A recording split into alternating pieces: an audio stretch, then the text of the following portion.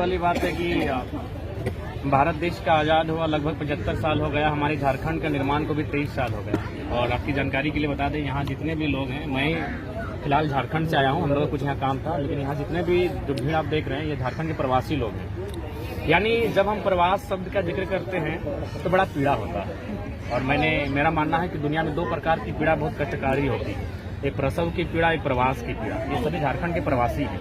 और आपको हैरानी होगी कि झारखंड जो 40% खनिज संपदा देता है, कोल्स देता है, अभ्रक देता है, यूरेनियम देता है, थोरियम देता है, ऐसे अनगिनत मिनरल्स देता है झारखंड।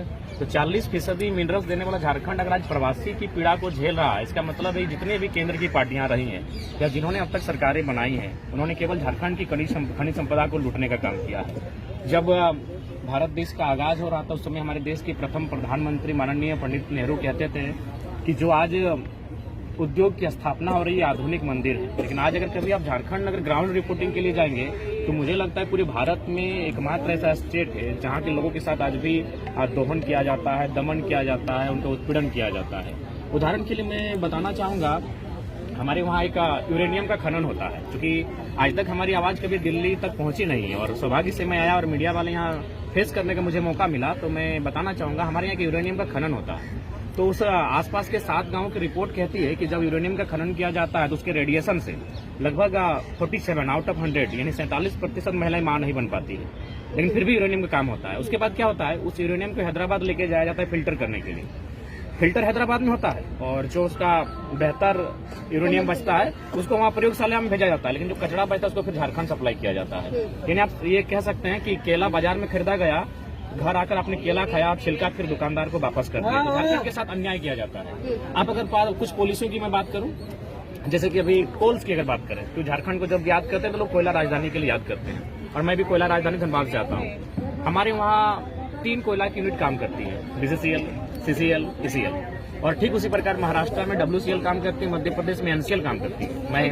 मैं महाराष्ट्र गया, वहाँ भी मैंने पता किया, वहाँ के जो खनन के डायरेक्टर हैं उन्होंने कहा महाराष्ट्र में से कोई घटना नहीं घटती है। लेकिन एक सप्ताह पहले मैं एक ऐसी घटना में मुआवजा दिलाकर आया हूँ जहाँ 3 महिलाएं जो खनन के काम से नीचे दब गई थी। अच्छा सर, ये बताइए, आपने तमाम समस्याओं का जिक्र जो है वो किया है, झारखंड में किस तरीके की चीजें हैं और किन पॉलिसीज पे आप काम कर रहे हैं, किन चीजों को लेकर आवाज उठाई जा रही है। मेरा एक सवाल ये है, अभी आपने कहा देश की आजादी को 75 साल हो चुके हैं, देश में राज जो है वो 54 साल तक कांग्रेस ने भी किया। आज वही कांग्रेस जो है वो अन्य पार्टियों के साथ अलायंस में है, इंडिया अलायंस है। वही जो बीजेपी आज सेंटर में है और जो झारखंड में भी सरकार आ सकती है, मैं नहीं कहूंगी नहीं आएगी, आज जो सरकार सेंटर में है, अब देखिए मौका है आप लोगों के हाथ में कि आपको क्या लगता है कि जो इंडिया अलायंस है, क्योंकि कहीं ना कहीं वो भी राज कर चुके हैं और किसी न किसी राज्य में सरकार चलाई जा रही है, तो क्या लगता है किस पर ज्यादा भरोसा है और किसे एज अ यूथ आप 2024 में इस बार मौका देना चाहते हैं? देखिए, सबसे पहली बात, हम लोग झारखंड में एक नई पॉलिटिक्स की स्थापना करने जा रहे हैं और उसका नेतृत्व हम लोग ही कर रहे हैं। उसी पर्पज से हम लोग दिल्ली भी आए थे जानकारी एकत्रित करने के लिए।